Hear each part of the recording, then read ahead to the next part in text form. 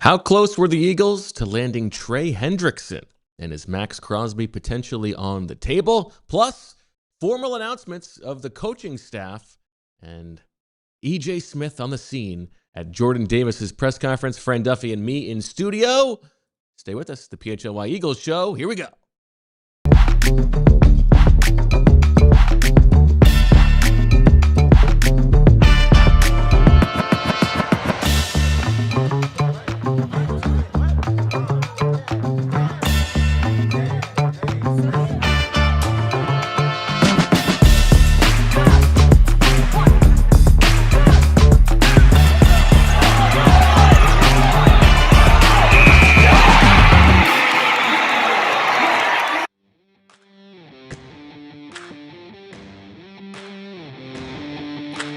Hello, everybody, and welcome to the PHLY Eagles show on a just beautiful Wednesday here in Philadelphia, live from the Xfinity studio and presented by Ashley, Wulf, Fran Duffy, Lindsay making it happen behind the scenes.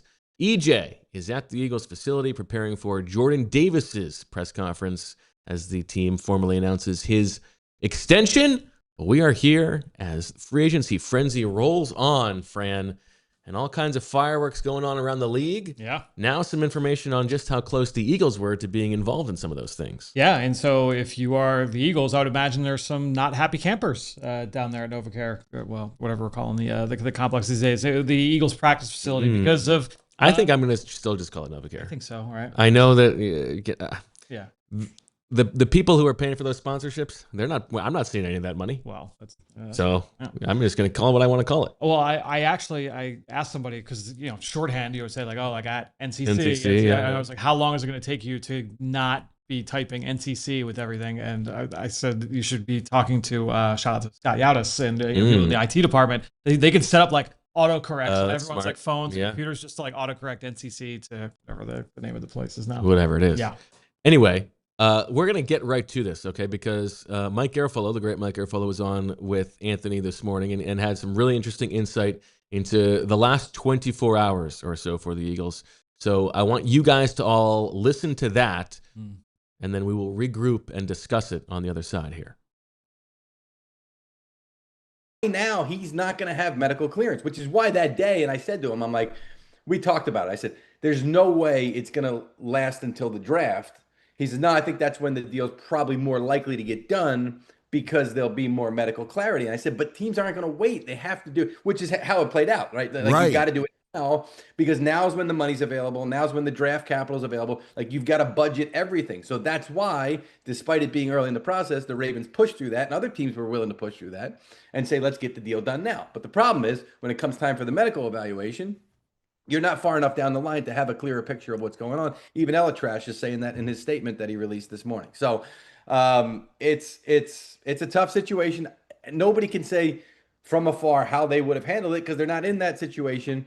The Ravens made a call, and that's where we are. So what happens with the Raiders and the cap, right? Because they go sign all those players, and then they're going to keep Max, or are they still going to move them? Like what happens there? I mean, they're going to circle back here, and the cap wise, they're going to be okay. I don't sense that there's going to be an issue there. And look, you got a couple of days to figure this out. With regard, my question for them is more not the cap but the spend, right? Because that's a place that's kept the purse strings tight. In fact, they had to spend the last couple of days to get to the minimum spend, right? There's a salary cap and there's a floor as well. That was negotiated back in 2011 and it's part of the collective bargaining agreement. So they had to get to that. So that's why they were like, great, let's just throw bags of money and spend like drunken sailors on Tyler Linderbaum. Would that deal have looked different if they still had Max? Yes, I believe it would have. And in the end, would they have landed him? I don't know. That's up to Linderbaum and stuff that we can't answer at this point. Now, they're going to honor that agreement. It's going to continue to push forward, but it just changed everything. Like the ripple effect of this whole thing is just fascinating, really. It really is. I mean, they go sign the Kobe Dean, right? Like the Quay Walker. Like, yeah. I mean, it's crazy. It's like the whole thing wild. Yeah, it is. It is. And now what do you do with Max? Because listen, he said all the right things in his way out.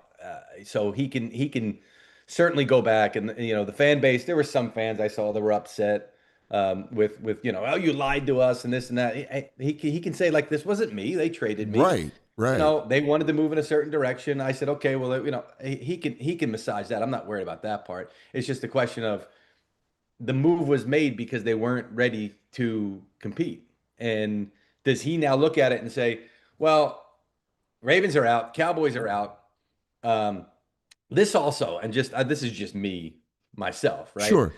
This is like flashing the bat signal in the sky for Howie, right? Because now you can come in and get creative. Now you can, and they were in it. I mean, they had conversations with the Raiders, so it's not like this is going to come out of left field, right? They can re-engage here, and you've got your own situation with AJ that you've got to try to get creative about. So this is like doubly creative. This is the kind of stuff that Howie seems to live for. So I'm sure there have been and will be conversations to figure out if there's something that they can do here. Now, what's the compensation, right? Because now you've got, and this will be part of the leverage, I guess, any other team that engages the Raiders has. He's got a failed physical, right? So we're not going 2 first-round picks. We may not even go 1 first-round pick. Right. So this is all, again, ripple effects and something that's got to play out over the course of days or weeks here. But you're so right, because this is Howie's bailiwick. This is where he shines. Get creative, deal maker. That's what he is. He's a deal maker. There was a report that the Eagles were interested in Trey Hendrickson. They were, yeah. Right. So I heard that they couldn't afford Hendrickson and re-sign and extend Jalen Carter. So I was told that, they didn't expect to land Hendrickson because they couldn't afford that and extend Carter. Yeah, well, that's why. I mean, listen, it's all. Right? Is it Carter, or is it something like you got to pull from somewhere else, right? And I understand that. But it was okay. It's his market isn't what he thought it was. Let's see if we can get him on a lower number, right? Like that's what you do. I mean, that's why they did the 1-year deal with Riq Woolen, because it's like his market wasn't what he thought. Right. So let's get in here and, hey, you come play for us for a year. You play well. It's a great system. You fit what we do. We got 3 terrific corners, right? It's only going to help you set your market up for later while helping us in the short term. It's like create. So that's what Howie does a lot, is like, okay, the market isn't where it was. Let's see if we can come in at a lower number and lure them here, because we've got a winning football team. We've got a really good, in that case, defense. So it's sort of like that with Crosby now, and it was sort of like that with Hendrickson as well. So that's once I heard that I thought it was going down yesterday. I really did. I thought the Eagles were signing Hendrickson yesterday. That extends, and Mike gets into all of why it was that he thought the Eagles were maybe in on Hendrickson, but it all plays into the same picture with Howie, which is that when you sit out the first 24 hours, what he is prepared to do is figure out where the deals are, where there is excess value to be had. And it isn't a surprise to me that they were then interested yesterday in Trey Hendrickson. And as you said, Baltimore then coming back in, good chance Trey Hendrickson would have been an Eagle otherwise. Yeah, I would say it certainly sounds like it. It sounds like the Eagles were basically on the doorstep of getting that deal done. And so now, and we'll talk about Riq Woolen later on in the show and some thoughts about that. We're also going to hear from EJ, and we're going to talk about the new Eagles titles for the staff on the football side. But do you think this now means if there is a deal to be had for Maxx Crosby, Howie is interested, and what is sort of the price that you think it would make sense? I really struggle with it, man. Like I don't know how it makes sense for the Eagles because of where they're at in their build, and with it goes against kind of what we're talking about, where they want cheap contracts, and probably on the offensive side, because you're going to have to commit to Maxx Crosby. You're giving him money, and it's not just like the Riq Woolen contract. You're paying market price, but for 1 year before these other contracts kick in.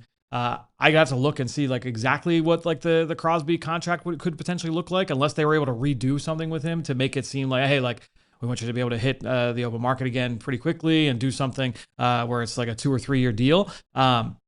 I don't know. I don't know if it makes all the sense in the world, personally. Would you trade 23 straight up? That's it for Crosby. Yeah, I think in a vacuum, yes.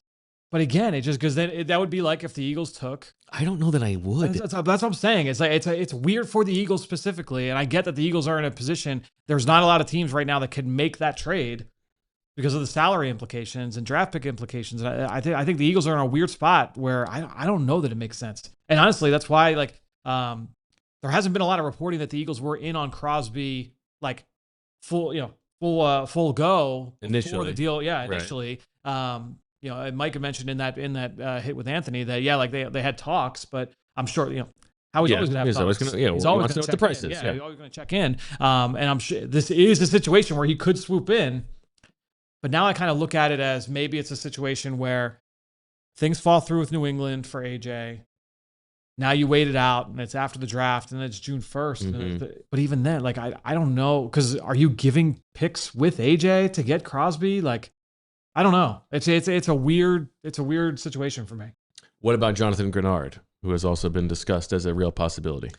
I kind of feel the same way. I think it's because to me, it's the giving up picks and still paying market value for a good rusher when you already have a good, like you have a playable tandem right now. That's the way I look at it, right? Like when I look at Nolan Smith and Jalen Hunt and knowing like you might not be able to bring both of them back for second contracts. Like you probably have to pick one. So it's not like you're completely locked in long-term, but I don't know. I just don't know if I'm willing to necessarily do that right now. Now, Grenard, he feels like he's younger than Crosby. He's only a year younger. Right. He's going to be 29 this year. And he is coming off the worst season of the past 4 or 5 years for him, just 3 sacks in 12 games after having double digits the previous 2 years. But if the price for that is a 3, I think I actually would be okay with that. Although I don't know that I'm then giving him a brand new deal. Right. And I think he's got 2 years left on his deal? I think so. Yeah, I think it's 2 years left on the deal. Down potentially. Right. And so, I think that you could probably get me there. That is what you paid for Jalen Phillips. I think Jalen Phillips is probably a better talent overall. I think, but Grenard is a good player. Don't get me wrong. Like I like Jonathan Grenard's a good player. I think I'd just rather go younger personally. But if you're trying to go younger on offense, there are only so many options. Right. And if you're Howie, if it's less about defense versus offense and just blue chip players, right, that's where the Crosby thing makes sense to me. I mean, it is Howie smoking a doobie and being like, I think I can get Maxx Crosby. But I agree with you that in an ideal world, a pushing in the chips resource allocation move, you would prefer it be on the offensive side of the ball. There's a pushback in the chat on a 3 for Jonathan Grenard. Like Rashawn Gary just went for a 4. Grenard's a better player. He's a better rusher than Rashawn Gary. So yeah, I think you're talking like a 3 or a 4. Yeah. Grenard. Okay. Well, I do think Howie's got something else up his sleeve for sure. And so we will obviously wait here and see what it is. But we're going to take a quick break to hear from some sponsors on the other side. We're going to talk about the Riq Woolen fit, some thoughts on that after it has settled. We also know more about the contract details, plus the Eagles coaching staff. And the great E.J. Smith joins us from the artist formerly known as the NovaCare Complex. Stay with us on the PHLY Eagles Show. With so many players in the NFL changing teams today, you got to be thinking, where are they going to get their new hats to represent their new team? I'll tell you where they should go. Branded Bills. Because whether you need snapbacks, truckers, fitteds, beanies, or tees, Brandon Bills has you covered with performance and style. If you're looking for some gear to make your brand stand apart from the crowd, Brandon Bills has you covered with the best custom headwear. You want to get a hat that just says, I love EJ? You can make that happen at Brandon Bills. You got that, EJ? Sounds good. Start your order, and their dedicated team will help you create the exact custom apparel you need. They have a partnership with Penn State as a part of their campus collection as well, so you got lots of options. Head to brandedbills.com and use code BBPHLY for 15% off your first order. That's brandedbills.com, code BBPHLY.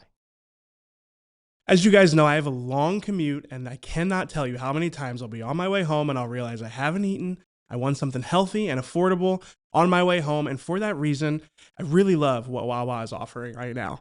They've got $5 deals all day, and honestly, it just makes your life so much easier. If you're starting early, you can grab the $5 Big Breakfast Meal Deal. We're talking a sizzly, a hash brown, and any size hot or iced coffee. That's a full morning win for $5, available from 5 to 11 a.m. Then later in the day, the value keeps rolling with a roasted chicken sandwich or crispy chicken sandwich created your way, starting at $5. They've even got new teriyaki recipes for a limited time. So start your day strong and fuel up whenever you need with Wawa's $5 deals. It's a limited time, exclusions apply. See wawa.com for details. Gotta have a Wawa. Back on the PHLY Eagles show, by Wulf and Fran Duffy. Slept on it. Any different thoughts on the Riq Woolen move now that the reporting out there from, I believe, Over the Cap is that it is a base value of $12 million, so $3 million of incentives to get it up to potentially 15? No, I think I still feel the same. I think it's still a little bit surprising that they paid up to that for that position. I get betting on the upside, and what the talent is, and he's a blue chip talent. I do think that there's a combustible nature to the acquisition, and that, as I said yesterday, I don't know that it's a great fit for Vic Fangio. To me, I could see that where it's, October 13th, and we have a Vic Fangio press conference, and he says something very blunt about why Riq Woolen's not in the lineup. I could absolutely see that playing out. A Bryce Huff situation is on the table with Vic. No question. I think it's probably not to the level of the Devin White situation where he doesn't even make the team. No way. Something like that. But yeah, absolutely could be a Bryce Huff situation. But it's less of a commitment for the Eagles as well, since it's just a 1-year deal. Yeah, I totally get the thought process behind it, and bringing in sky high ceiling at that position. It's fun. This is a very interesting new character to have in our lives for our favorite TV show, and it's a different build than it was last year, where you were rolling the dice at corner. Yeah, I think it's going to be a fun thing to follow. I don't feel like it's great that it's a 1-year deal. And it's a prove-it deal, so he's incentivized, and you're not gumming up the works for the Quinyon and Cooper DeJean extensions next offseason. I don't feel like they got some kind of great deal here. No, I don't think so. Either. Paying 12 up to 15 when Nahshon Wright goes for 5.5. Right. I'm not obviously Woolen has a higher upside. Yep. But it's not like this was a deal you couldn't pass up. Mm-hmm. I would have probably rather spent that money on Isaiah Likely. Right. Yeah. It's the same. It's like the same contract level. Yeah. Or Reed. Or Reed? Yeah. You would rather have Reed. Yeah. Interesting. Yeah. I'm thinking more offense. That's where. Okay, yeah, sure. I think we had that conversation you asked yesterday. Yeah. Would you rather them spend at safety or corner? And I'm like, in this defense, I think I'd rather be safety. Interesting. But I do think that there is the element of, and I think this will be interesting from a draft standpoint as well. To me, you can't be making decisions on the roster for the Vic Fangio defense if you don't know if the defense is going to be the defense. Well, you can if it's a 1-year deal. And that's what makes it more interesting. It makes it interesting. But it's definitely surprising. It's going to be fun. Yeah, I'm not so sure that I would. I kind of I think the upside swing makes sense if versus Reed, but yeah, I'm a little worried about the offense. Did you see the video of him mic'd up with Carson Wentz? No. It was after a game. Wentz was with the Rams at the time. Okay. And Riq Woolen went over to Carson afterwards. Oh, it's like you're my favorite player growing up. Yeah, you're a legend, just loving him up. And I was like, man, did Riq Woolen? He must have grown up an Eagles fan. I guess. Loved Carson. Yeah, I thought that was interesting. That is, I had totally forgotten about that. All right. I remember when it happened. That's very funny. But I get it. And also, the ball skills are real. No question. And he's going to get the ball thrown at him. And so I think for a unit that cares so much about turnovers, This is it's an interesting bet to make. They're going to have to worry about the penalties, which are very significant, and like lapses in coverage, like big plays allowed, like stuff like that. I mean, the comparison to Byron Maxwell is too easy. This is a guy who's coming from Seattle, who was not the best player in that secondary, and who had a lot of penalties, and you're expecting him to be an ace, but it is like except they're not expecting him to be their number one. It's like DRC and Byron Maxwell. Together. Yeah, that's interesting. I hadn't even made the Maxwell parallel. Now different level athletes. Oh, no doubt about it. That's the thing.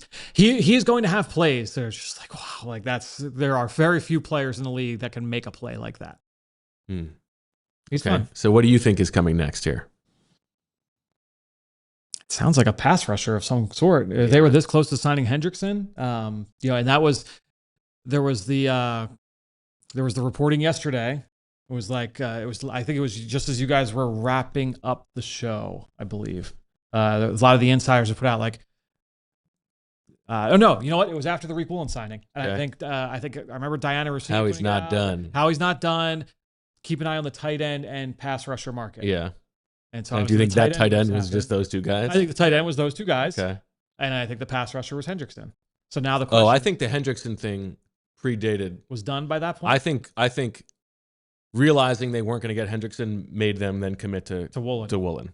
That's my read on that. Right. I think that's probably right. So anyone that was tweeting that out from an insider standpoint was dealing with a little bit. Yes. Yeah. I think so. Okay. What do you think they do? I don't know. I think Howie makes a trade. I think Grenard? It's possible. Yeah. I don't know. I guess I don't know. Would you really rather give up picks for Grenard than just sign Bradley Chubb? No, I'd rather sign Bradley Chubb. Yeah. Yeah. I'd rather sign Bradley Chubb. I think for what the Eagles need, where they're at from a money standpoint, the construction of the roster, I think that would be better personally. But that's without knowing, like, it's possible that Chubb is like completely washed too. Like medically, like in terms of durability and stuff like that. Like that's possible. Yeah. But yeah, I don't know. A Grenard trade would be fun.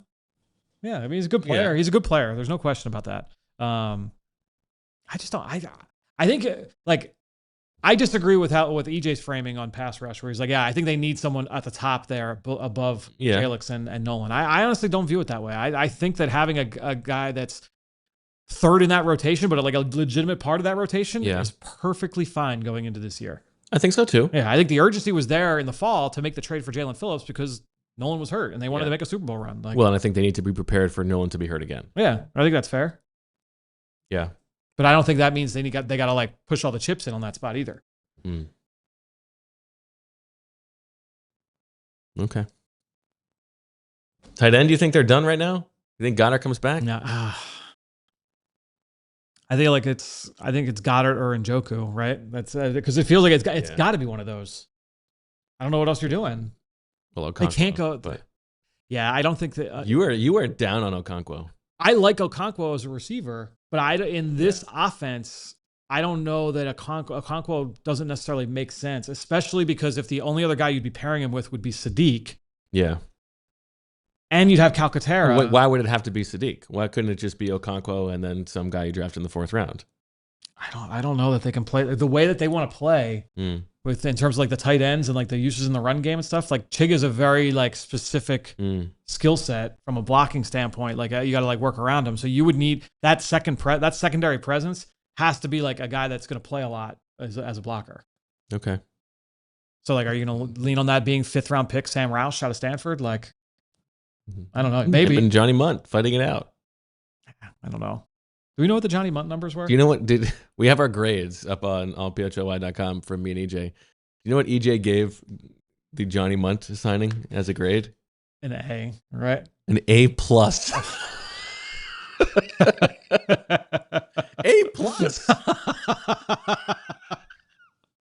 What are you?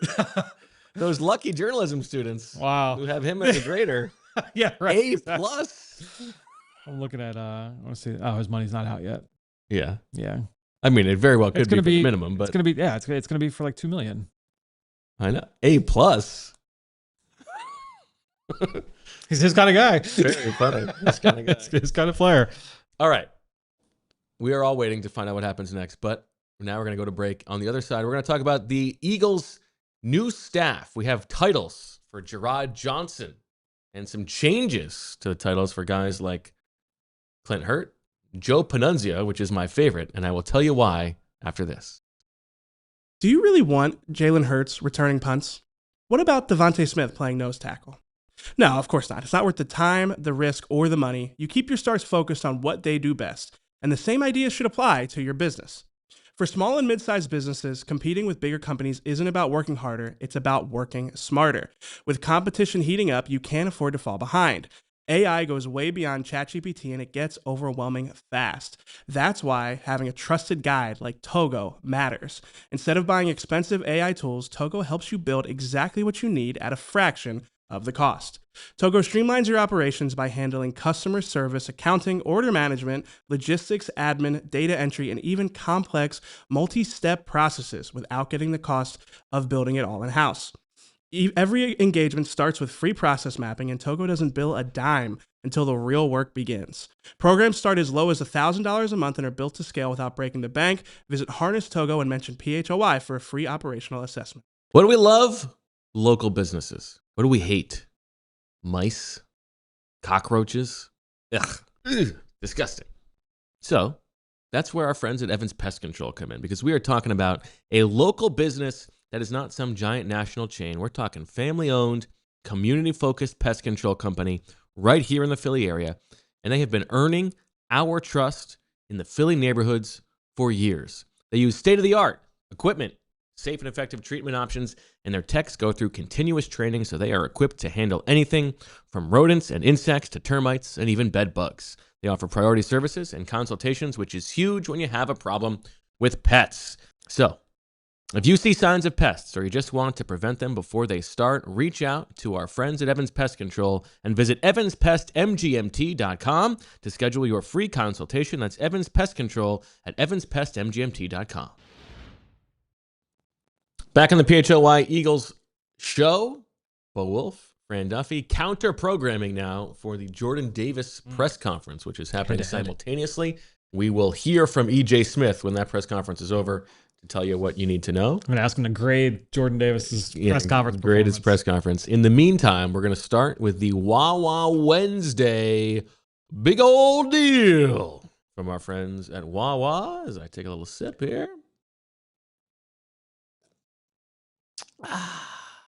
I do that, and Meg hates when I do that. I do really? that every drink too. Like every drink? Hot drink, cold drink, lukewarm drink, doesn't matter. Like I will do that. And Meg after like at every sip or just the first one? Usually multiple sips per drink, not every sip, but if it hits the right spot. And is there any point in which you're doing it on purpose because you know it needles her? 1,000%. Yeah. After she gives me the look, then it is a guarantee that the next sip I will be making that sound. What's funny though is that Francis also does it. Now he's learned. But yeah, it's pretty good. That's very funny. All right, I'm going to read you. You have not heard these yet. I have not looked at these yet, so I'm excited to get. So we have the Eagles staff, which is now on the Eagles media guide. Okay. Nick Sirianni. Head coach. Okay. Michael Clay, special teams coordinator. Vic Fangio, defensive coordinator. Okay. Sean Mannion, offensive coordinator. No surprises. Right. Clint Hurt. Clint Hurt has a new addition to his title. Okay. Defensive line / senior defensive assistant / associate head coach. So he adds associate head coach to his title. I don't know why he needs that in addition to senior defensive assistant. Feels like one could replace the other, but that's okay. Those are both new titles? No, only associate. Both defensive line / senior defensive assistant was his title last year. Right. They added on a / associate head coach. When he got hired initially, was that part of his title? I'm trying to remember. So because might have been. I think it was. How this works is like that is usually you give the guy a new title when he's getting approached by another team for so he wants a new deal. That's a sweetener to up his salary. So I asked that. Okay, Jamal Singleton. Same deal, running backs / assistant head coach. Okay. Now, would you rather be associate head coach or assistant head coach? I would rather be associate head coach. I think associate is a nudge above. Yeah. I think. I think so, right? You Yeah. don't want to be the assistant to the head coach. Oh, well, that's a different title. That's a different title, is yes. Cole Peterson. Correct. Yeah, that's low different. down on Yes. the totem pole. All right. Now, this is interesting. Josh Grizzard, offensive pass game coordinator. We knew Right. that. Joe Casper, Right. not secondaries coach. Yes. Joe Casper is defensive pass game coordinator. Yeah. And let's just do the defense now. Okay. Because with that, you have, we already talked about Clint Hurt. Bobby King remains inside linebackers coach. Yep. Jeremiah Washburn remains defensive end / outside linebackers coach. Okay. Roy Anderson stays at cornerbacks coach. Cornerbacks He coach was before. cornerbacks Yep. coach, stays there. And then Mike Pellegrino, who comes here from the Patriots, secondary. Yeah. So he is secondary. Roy Anderson, cornerbacks, but Joe Casper is defensive pass game coordinator. What do you make of that? I think it makes sense. Yeah, I think it's a good title for Joe Casper, who's very highly regarded, not just internally, but I think league-wide. A lot of people expect him to be kind of a riser in the profession. So I would say Joe Casper as the pass game coordinator, which is a big title. Yeah, that makes sense. Okay. Offense now. I was surprised that you did not sneak in any kind of pun with the Mike Pellegrino title. All right. Very good. That was good. Parks Frazier, quarterbacks coach. Okay. We talked about Jamal Singleton already. Yep. Ryan Mahaffey, run game coordinator / tight ends. Right. And then you've got Aaron Moorhead staying on as wide receivers coach. Right. No. Here's the interesting one. Yeah. Gerard Johnson. We were curious what his title was going to be after being the quarterbacks coach for the Houston Texans. Senior offensive assistant Okay. / special projects for the head coach. The Sirianni hire. Yeah, but what do you think that means? What does that mean? What does that mean? You know, it could be a thing where, because if I remember right, Vic Fangio's like unofficial role was like, hey, like basically like whatever we need from you over the course of this, hey, for the next few weeks, we want you working on this. Yeah. I kind of think there are roles like that where it's giving Jim Bob Cooter from the first year. Yes. Yeah. It's, so it could be that he's doing some of that.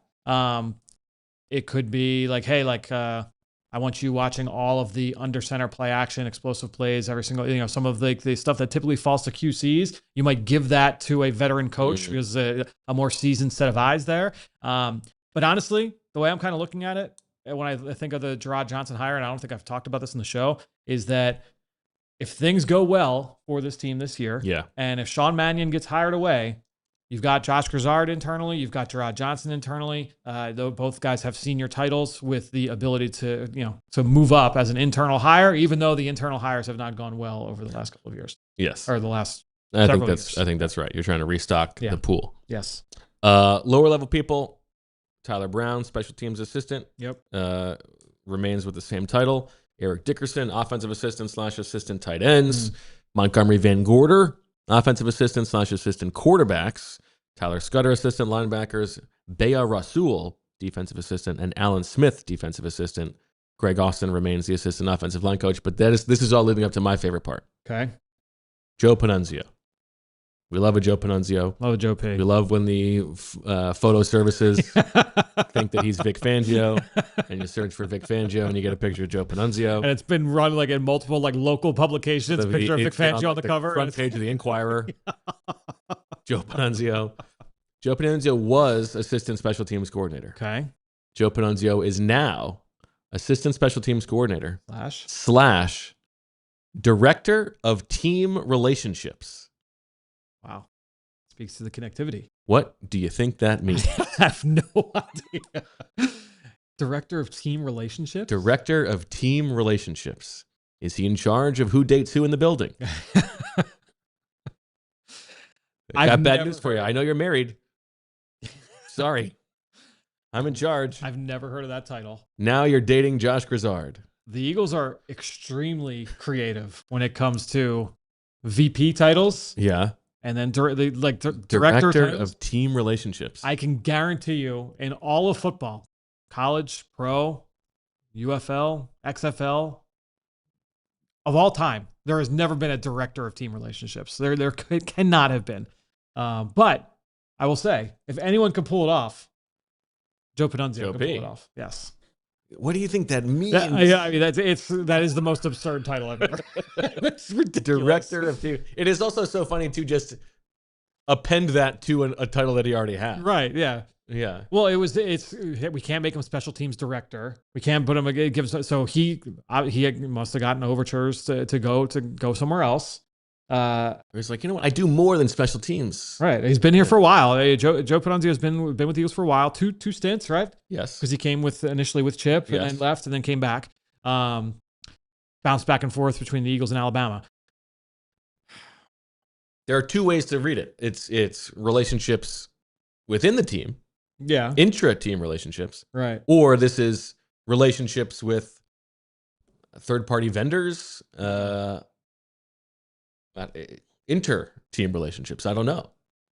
Maybe it's both. Maybe they both fall under his purview. I wouldn't rule it out. I think it's also director is very funny because if you're thinking about relationships, it's almost as if he's the one behind the camera filming things that are going on in the building. It's not where my head went initially. It is a possible reading of that title. Yeah. I can't get it out of my head. I mean, my guess is because look, Nick Sirianni and Howie Roseman are going to speak for an hour in a few weeks at the owners' meetings. They've got to be asked about this. Can I be the first question? Yeah, it's got to be that. Can you please explain what this title is and what Joe P brings? Because that's got to be explained. So good. It's really good. I had no idea where this title was going to go. It really came through. Okay. Well, that'll do it for the big deal presented by our friends at Wawa and the Wawa Wednesday.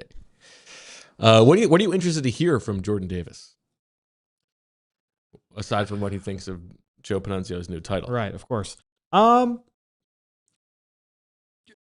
Basically, does he think that he still has room to grow? And we know what the answer will be to that, but I'm interested to hear what the answer is. What are some of the things that he gives in terms of why he thinks his best football might be ahead of him? Because I stand by the thought that you don't give him that contract unless you think that his best football is still ahead of him. I don't think that they paid him based where they think that he's at his peak at this point. And I think he needs to make a considerable leap to be worth that contract. I probably won't go as far as the critical analysis from Professor Daniz earlier this week on the show. But I've got my doubts as to whether that can happen. I mean, it's a big swing here by the Eagles.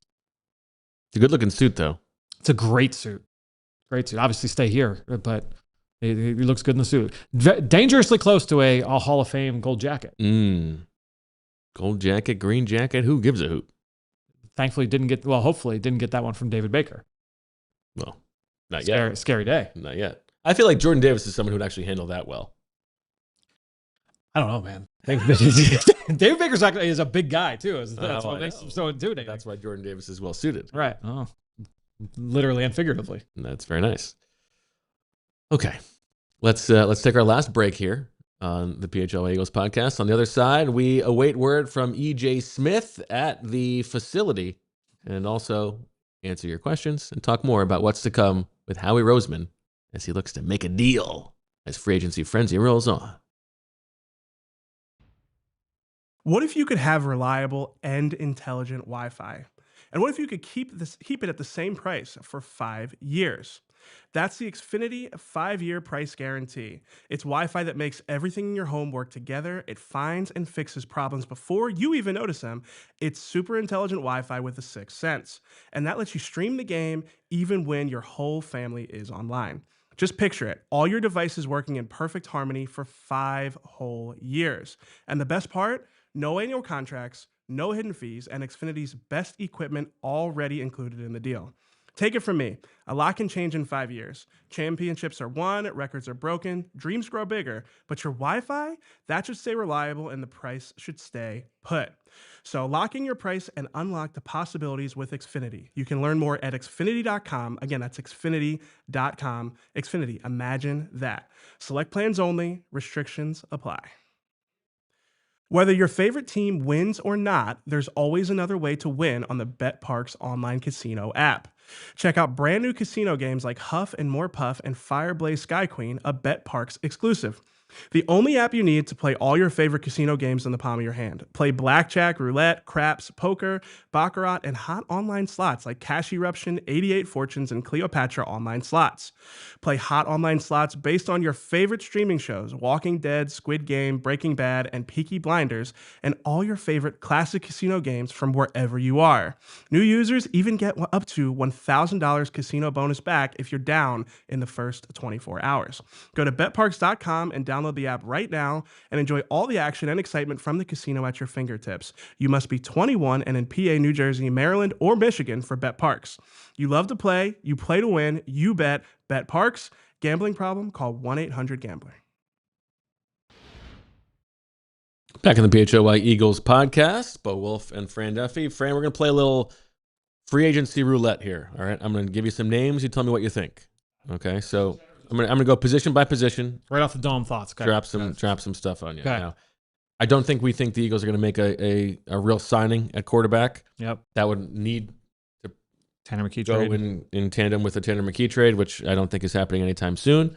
I also do think, do you think that the fact that there are like passable options available in free agency makes the Tanner McKee trade less likely? No, because I think you are signing one of those guys to be the backup, whereas you would be trading for Tanner with the idea that he could be your starter, like long term. He could be a long-term plan. But like if the Jets have already traded for Geno, right? That's the problem. You know, it's just Minnesota and Arizona essentially who don't have a real projected quarterback right now. Depending on what you think of Cleveland. Yeah. Which it sounds like they're just going to ride with Watson and Yeah. Shador. Buzzing through. I mean, Pittsburgh, get away on Rodgers. It sounds like it's going to be Rodgers. Yep. Yeah, that'd probably be it.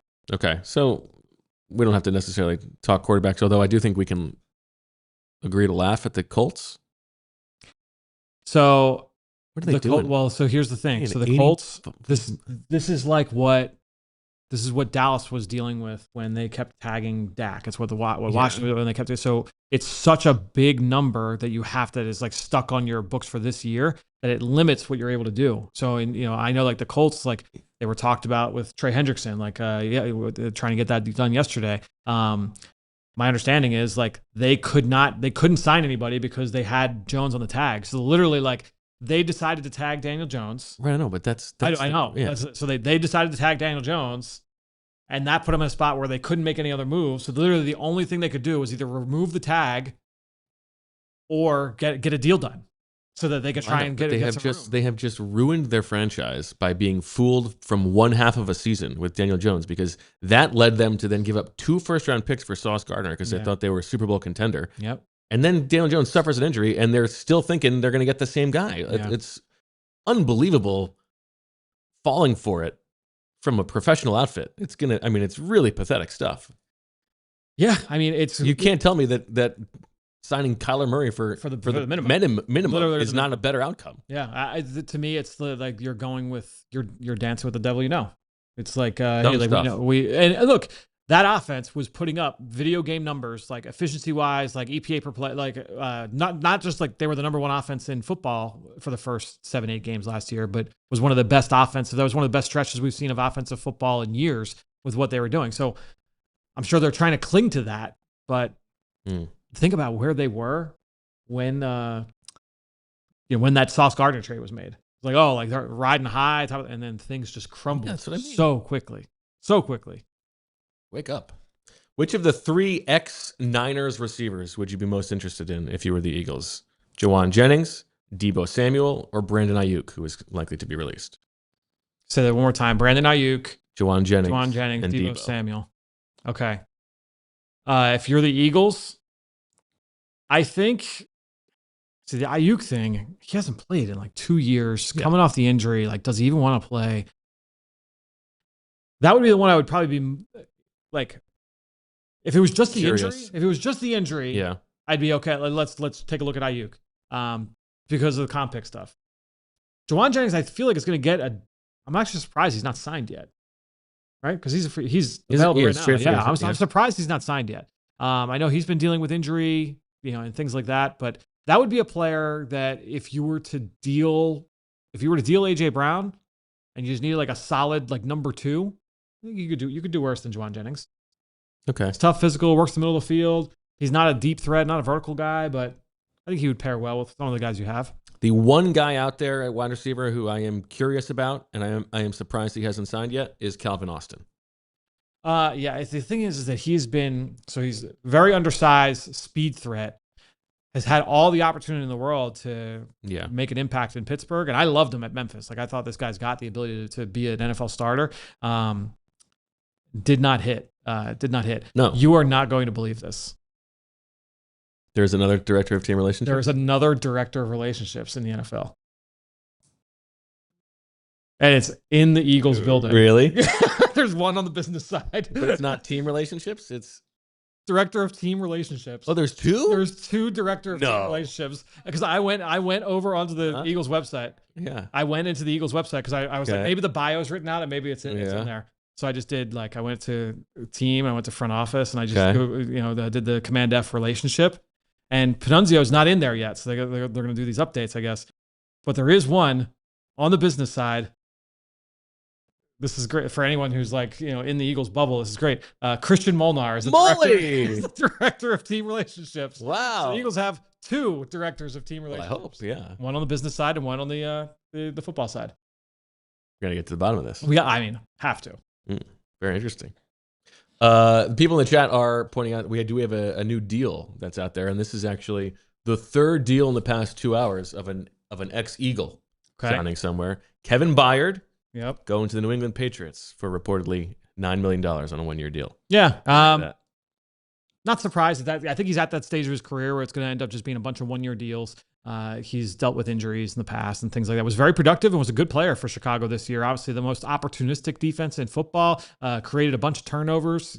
He was able to get a bunch of them this year. So it sounds like he's going to be a starter for the New England. Hawkins is for the Patriots. Hawkins is a free agent still. That's a player that you can keep an eye out on. I think so. But yeah, that's interesting deal for him. The Cleveland Browns signing a security blanket for Deshaun Watson and or Shedeur Sanders. Jack Stoll? Jack Stoll. Wow, okay. Yeah, Jack Stoll going to Cleveland. And then your boy, Josh Uche. I know, I did signed elsewhere. Yeah. He's going to be my Britton Covey, man. Well, Uche is, he has a real chance. He's going to be my Britton Covey. Come back in my knight in shining armor in September. I think we have picked over the tight ends pretty cleanly at this point, so nothing else there. Yeah. A little bit surprising that Rasheed Walker has not signed yet. Everybody was expecting a big deal for him as the quote-unquote top tackle on the market. It doesn't seem like anybody has really jumped there. I think there's some trust issues there in terms of making sure that he's able to play to his upside. Okay. I remain curious about the possibility of Jonah Williams as a backup for the Eagles and a draft-proofing backup right tackle for Lane for you. He might have been your Elijah Vera Tucker. Yes. Yeah, those are the two. Those are the two guys who I thought of at that level. Yeah, same archetype there in terms of guy that's been very injury prone, high draft pedigree, was a pretty good player when healthy, but has not been. In Arizona, our friends at PHNX were not glowing about Jonah Williams' performance. Okay. Other guys who could serve that swing tackle role for you: Jawan Taylor, who was released by the Chiefs, so that means he won't count against the comp pick formula. And then Jamari Sawyer, who we talked a little bit about. And Trey Pipkins, who has right tackle, left tackle, backup flexibility. And some guard flexibility, too. Yeah. He's played some guard with the Chargers. It gets into knowing. I really kind of want to see this Chris Cooper offense or this Chris Cooper offensive line and this run game and what exactly they want to be about. Because, again, a lot of people think of, that scheme, it's a lot of wide zone. A lot of those coaches have really kind of morphed into more downhill at you style of run games. And so if that's the case, then maybe a Jawan Taylor does make sense because it's more downhill, big, think Mekhi Becton, moving guys off the ball, double teams the point of attack. Whereas that would make sense. If they wanted to be more of a stretch team, then I think Pipkins would make more sense. He's more of a lean athletic build. He's got lateral agility, but not the biggest, girthiest double team guy. You think Lloyd Cushenberry could play guard? He hasn't. Cushenberry for the Pushenberry?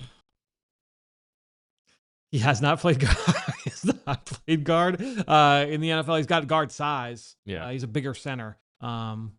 It's interesting though. Yeah. Even going back to LSU, I don't think he did much guard. No. All right, let's talk defense. I mean, again, I feel like we have sort of picked over the edge guys a little bit, but Ebiketti's still out there. Yeah. Epenesa's still out there. I mean, that's like, you interested in Leonard Floyd at 34 years old? He's played for Vic. Cuz brought him up. Yeah, he's played for Vic. See, that's the thing is that I don't need him. DJ Wanna's still out there? Yeah. I'd give him a 1-year deal. He's a nice player. Okay. Epinesa, I think I put him in the same. I put him in the same bucket. Yeah, I think that for me, I think I'd rather go shopping in that aisle personally. Like even just take a couple swings, but that's what they did last year and it didn't work for them, right? So maybe that's the thought is that okay, we tried going with the Ojalaris and Okoronkros and all those guys last year, and that did not work, and we ended up having to trade a 3 for Jalen Phillips midseason anyway. So let's just get out ahead of it. I still think that's a fine approach. I think so too. I think that's the way I would take, honestly. Yeah. A year ago at this time, we were talking about Nolan Smith as this guy's going to be one of the centerpieces of the defense. And I feel like it's like, oh, like because he was really hurt last year, and I get like injuries have been a thing with him. I don't know if I'm just like shipping him off yet either. I don't know. All right, last thing is safety. Okay. Because the linebackers are, I don't think probably I think they will sign somebody at some point, but yeah, it's not going to be a priority. Brisker is still out there, and that to me feels like the simplest solution for. We got to cross our fingers and hope he stays healthy. Yeah. But if he does, this solves it for us for this year. Probably a 1-year deal. I think that definitely makes sense, and of the safeties available, probably the most likely. Mm-hmm. Nick Cross, I'm also surprised, has not signed. I'm a little surprised he hasn't signed too. Yeah, I figured a player with his profile would end up, having gotten that done. And then Jalen Hawkins, who you mentioned, also a possibility.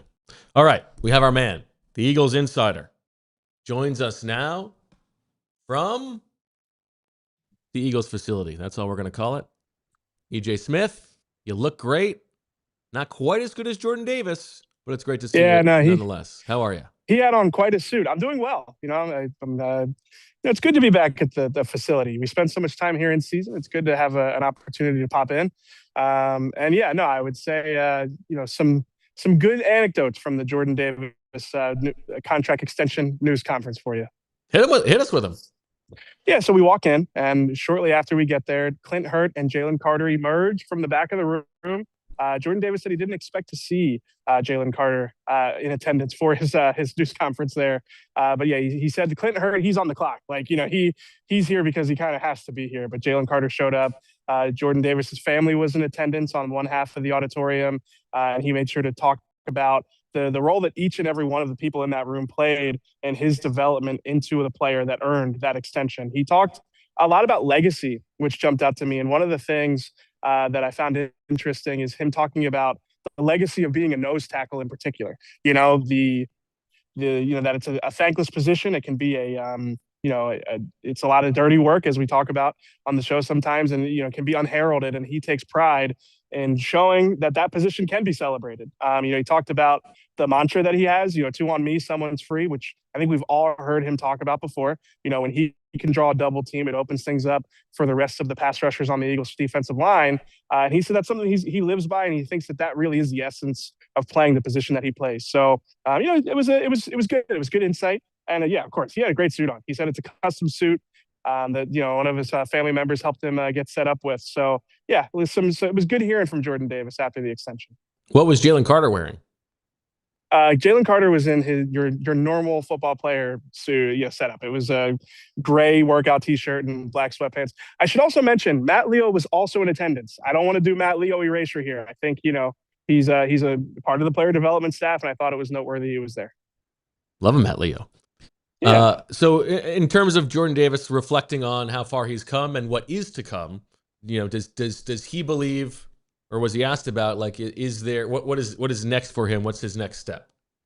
Yeah, he didn't maybe take the path that you would expect in terms of like pass rush productivity when discussing that. He talked about needing to improve in every area and continuing to grow. Now that he has sort of found his footing in the NFL, and talked about the finding confidence as a player, and how that's really going to unlock what's next for him. So, he took a broad, scope when it came to what he's going to improve on, but the pass rush is part of that. He talked about how he wants to be a better pass rusher, a more impactful pass rusher, but also a better run defender in the future too. So, it was, he sounds like someone who is focused on the next 4 years. Obviously, he sounds like someone who realizes what legacy is at stake for him. He's seen Brandon Graham and Fletcher Cox, come and go through Philadelphia. They taught him a lot of lessons, and I think he realizes that he has a chance to kind of cement his own legacy on and off the field. I asked him about the leadership role he took on. He talked a lot about how BG set the example for him on the field, right? And how, the patience that, was required for Brandon Graham to become Brandon Graham, how how Brandon Graham told him about that and, kind of gave him confidence to be patient with himself there. And then, he talked about how Brandon Graham kind of showed him how to be a leader as well, which I think is really significant, a significant part of his story. Got to clip that bad boy and use it for Unblocked tomorrow. Yeah, I already messaged Ben. Nice. Like 7 minutes in. That's your timestamp. I feel like that's good. That's synergy, good podcast synergy, right? Yeah. Way to be a team player. Go ahead. EJ, obviously he's not a player, Jordan, that is a stranger to expectations, right? And in terms of like the high draft slot and living up to that as a nose tackle. Was he asked directly in terms of like living up to that level of contract? I know that questions that can get a little bit hairy just to ask about money, but like, was that something that was brought up with him? Not particularly but I mean, there was a question that was asked by Zach Berman, my predecessor, our good friend, about being at the top of the defensive tackle market, and how he's revered those players. What does it feel like to be, among those players? And that was when he talked about being a nose tackle in particular. And it kind of brought me back to the language that you would hear that I used it myself, the highest paid nose tackle in the NFL. I think he really takes pride in that. And I think that, it's not necessarily what is it going to take for you to feel like you're a part of that. It was more about, bringing value as a nose tackle, and how I think he feels like that's a big part of his identity. I think, the team's success because of him, being such a player that you have to account for in the center there. I think he really does harp on that. He said he'll never shut up about, 3 on me, someone's free. Mm-hmm.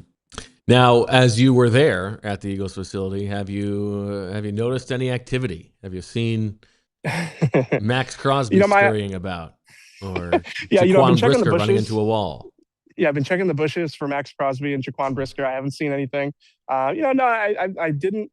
I was wondering if I'd maybe see like a brief Howie Roseman sighting. Maybe dashing across the auditorium on the phone with somebody's agent. Maybe our boy Colin. But no, not too much to report. I mean, Dom was also in attendance for Jordan Davis's extension press conference, which means that he was not at the airport, bringing somebody in. Sneaking somebody through the airport security lines there. So, not too much to report there, but I'm going to keep my eyes open while I'm here. Okay. Now, EJ, we have been talking about you a little bit on the show today, and I want to give you a chance to defend yourself. Oh, here we go. Against the charge of being an easy grader, because the Johnny Munt signing, needle moving as it is. It is needle moving. A plus. Maybe that grade was tongue in cheek a little bit. It's on brand. I'm not going to defend it, and I would say I think my students would attest. I am an easy grader. I give you a rubric. If you check the boxes on the rubric, we're good. I'll give you a lot of feedback, but the grade itself, I'm an easy grader. Okay. What about me makes you surprised I gave the Johnny Munt signing an A+? What about me would suggest that I would have only given it like a tepid A-? Well, there are times in the past when I have thought you had scruples, but no, not when it comes to certain press. Not when it comes to certain player profiles. I will not. I have no scruples. Quickly rank the types of player press conferences. Okay, so we have player extension press conference, retirement press conference, new draft pick, and new free agent press conference. Because we know like the in-season pressers are, that's one thing, but like extension, draft pick, new free agent, retirement. Okay. I think extension is probably my favorite. I think so too. Really? I agree. I It's agree with it. It's good that's it's good interesting. for relationship building. You get to see the family. You get to it's an easy congratulations. I think it's important. You cover a guy for years, and you cover, like you guys know, I cover these guys objectively. I will call it out when they're not playing well, when they make mistakes. So yeah, this is like a good opportunity to reset, talk about some different things. I think new draft pick might be my second favorite. It's a good way to make a first impression. See, selfishly as a reporter, I like it when the family's around and you can make some, make some connections. I like those. I actually think Free extension is agent? my number 4. Wow. Really? Yeah. Nah, I think it's really good. Retirement's probably number 3. Retirement's fun.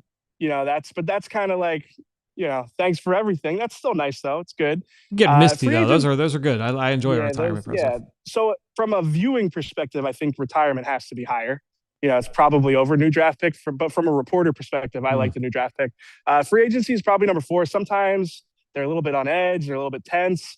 There's maybe some scrutiny about the signing. I feel like there's enough variables there that it can be at the bottom. To me, I go retirement 1 because you get wistful. The passage of time. You reflect. And you're appreciating someone who's been in your life for a long time. Yeah, I've cried at retirement press conferences, no doubt about it. Yeah. I go new draft pick number 2 because that is true culmination of everything this young man has worked for. And you see the family oftentimes. Yeah. And it's an introduction to a new character who's going to be in our lives. New free agent number 3, same thing, introduction to a new character. And I agree that it is not always the most insightful. And it's like, well, why'd you come here? And it's because they offered me the most money. But it's still you get to meet a new person. And then I like the extension too. They've worked hard. They get the money they deserve. But something's got to be at the back. I feel like yours are too much focused on like the bookends of your relationship with somebody. It's like the beginning or the end. The extension is kind of like it propels an ongoing relationship further. I feel like that's a but all you have is a work angle here. I'm trying to just reflect on the humanity. Yeah. The humanity, I agree with you. Draft pick, I'd say retirement then draft pick. Yeah, okay. We just came at it from different angles. Okay. I'd say my least favorite. Oh, that's my fault. We could talk about it in. Oh, my hit rate. My hit rate on overtime is really low. It's like below 20%. Okay. My least favorite press conference is probably. I should have had something better when I started this. I don't even know what I would say. In season for sure. Probably like Jalen Hurts coming off an injury press conference on a Wednesday. Yeah, the second round of spring press conferences where spring press conferences when they come in, but you've already talked to that person once before. So it's like it's more like a June type thing. Those what about like not getting much. Yeah. What about like the Greedy Williams free agency signing that we kind of have to put him out there, like he might make the team. We don't know. Yeah. Those are tough too. Tough. But you might get a fun moment in there though. Like, sure, you might sure. get something light in there. Who was the guy? Well, you'll remember this. Who was the guy that came up to the podium during COVID? It was when like all the podiums were out at the tent. And this guy shows up on the podium, and we had no idea who he was. Oh,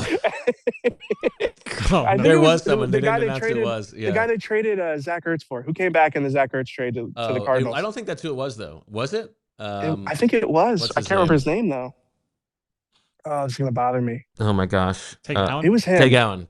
Yeah, I think it was Tay Gowan. Yeah, he just gets up to the podium. He's looking at us, and we're like, I got nothing for this guy. I don't know who he is.